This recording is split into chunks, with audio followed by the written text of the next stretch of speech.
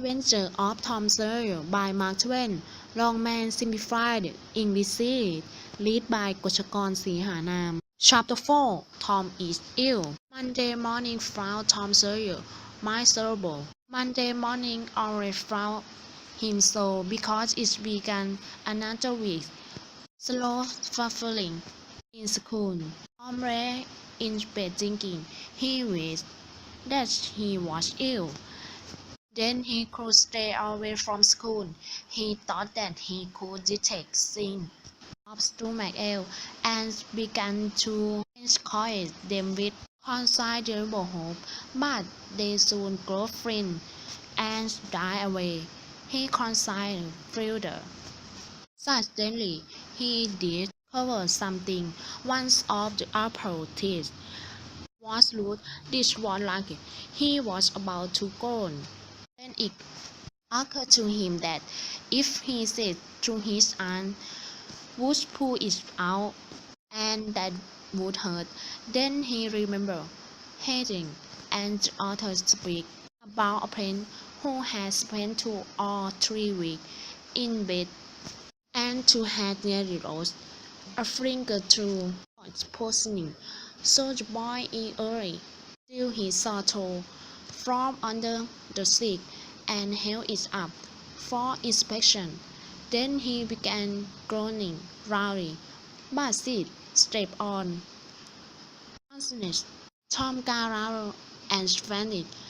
Then he began to feel pain in the throat. There was no discharge from Sid. By this time Tom was breathing heavily with his arrow. He had a list and then swore himself up and pulled up on one admirable goes after another. Sid stepped on. Tom was annoyed. He called, "Sid, Sid," and scolded him. This worked well, and Tom began to go again. Sid yawned, stretched, and then began to stare at Tom. Tom went on groaning. "Tom," I say. "Tom," said Sid. There was no reply. "Here, Tom, Tom, what's the matter, Tom?" Sid shook him and looked in his face angrily. "Oh, don't, Sid, don't sick me." Tom moaned. "Why? What's the matter?" "Tom, I must call Auntie." "No, never mind. It will be over soon. Perhaps. Don't call anybody. But I must. Don't go so, Tom. It's awful. How long have you been like this?" "Hour." Oh, don't shake me, Sid. You will kill me." "Tom, why didn't you wake me sooner?" "Oh, Tom, don't. It makes me feel cold to hear you." "What's the matter, Tom?" "I forgive you everything, Sid. Gone, everything you have ever done to me. When I'm dead." "Oh, Tom, your eyes drying. Are you?" "Don't, Tom." "Oh, don't. Perhaps. I forgive everybody, Sid. Gone. Told them so. And Sid, give me window frame and my cat as one." I too that knew girl who had come to town and tell her, but Sid had straightened up his coat and gone. So well was Tom immaculate, working that he was really suffering now. He gone had quite a general tour. Sid flew downstairs. "Oh, Aunt Polly, come. Tom dying," she cried. "Dying?" "Yes." "Don't wait. Come quickly. Love it." I don't believe it. But she rushed upstairs in spite of her belief. Visits and marry her nails, and her face gave white through, and her lips trembled. When she rushed the bed, she gasped out, "Tom, what's the matter with you?" "Oh, Auntie, my, what's the matter with you? What is the matter with you? Try." "Oh, Auntie, my big toe dead." The old lady sank down into a chair and half a little, then sighed a little, then did both together. This helped her to recover, and she said, "Tom, what attacked you? Excuse me. Now stop that nonsense and get out for bed." The gone sits and the pain vanished from the toe. The boy feels a little funny, and he says, "Aunt Polly is determined to be dead, and it hurts so much that I did not feel the pain too much. And it hurts so much that I did not feel the pain in my toes and all." "Gertrude, what's the matter with Gertrude? One of them is loose, and is shakes armfully." There, don't begin that going again. Open your mouth. Well, your tooth is loose, but you are not going to die of that, Mary. Give me a children and a little hot crow from the chicken. Please, Auntie, don't pull it out. It doesn't hurt anymore. Please, Auntie, I don't want to stay away from school." "Oh, you don't you? So all this howling was because you was missing to stay away from school and go finish. Tom, Tom, I love you so, and you seem to try everywhere you can to break my own heart with your trick." By this time, the instruments were really the already made one L of the children.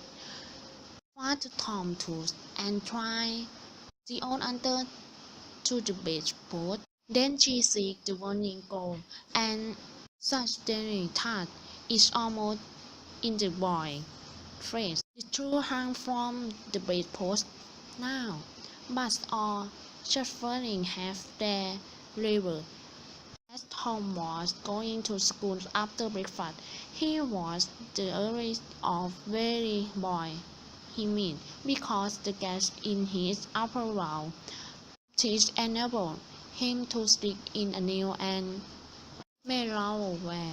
Soon afterward, Tom met the young outcast of the village, Angrily Flint, the son of the town. Angrily was hanged and dead by all the mortals of the town because he was idle, florid, eloquent, and bad, and because all the children admired him, delight in his foreign so cute and why they dared to be like him, right to rest of the respectable boy. Tom admired hungrily his quiet life of freedom, and has been given strict order not to play with him. So he played with him every time he got a chance. Hungrily was only days, right at school. He came and went through of his one free will. He slept on doorstep on dry water and in empty beds in vain.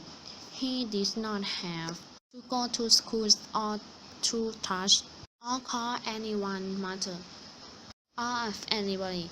He could go finish on swimming when and where he chose, and stay as long as it charged him. Nobody forced him to fly. He could sit up and rest as he pleased.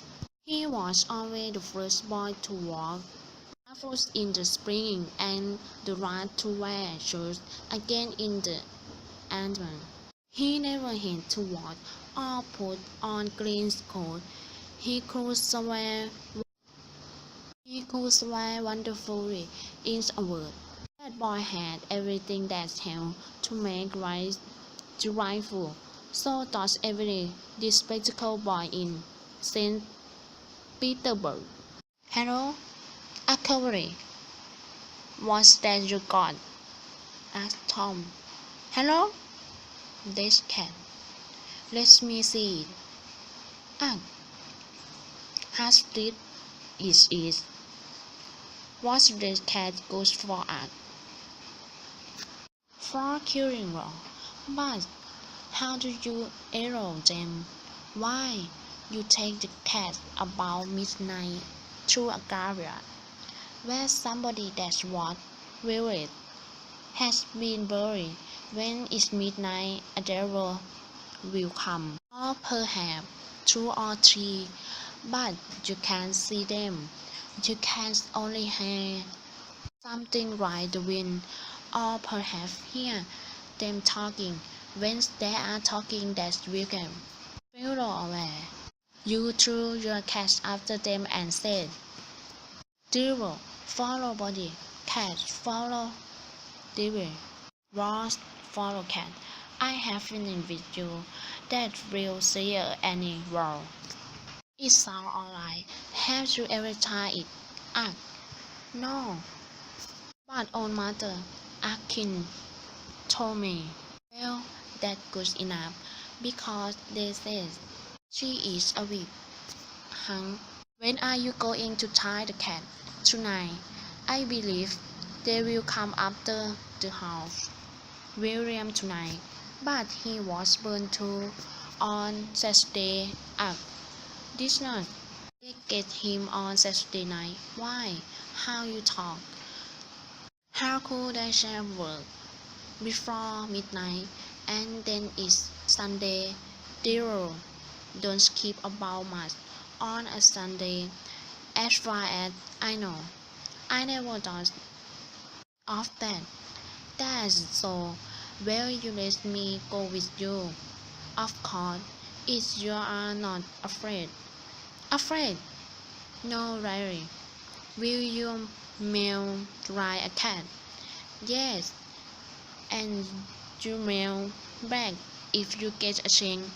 The right time you keep me mailing outside the hotel. On here began throwing things at me and saying, See that cat. So I do arrange through this window, but don't talk. I won.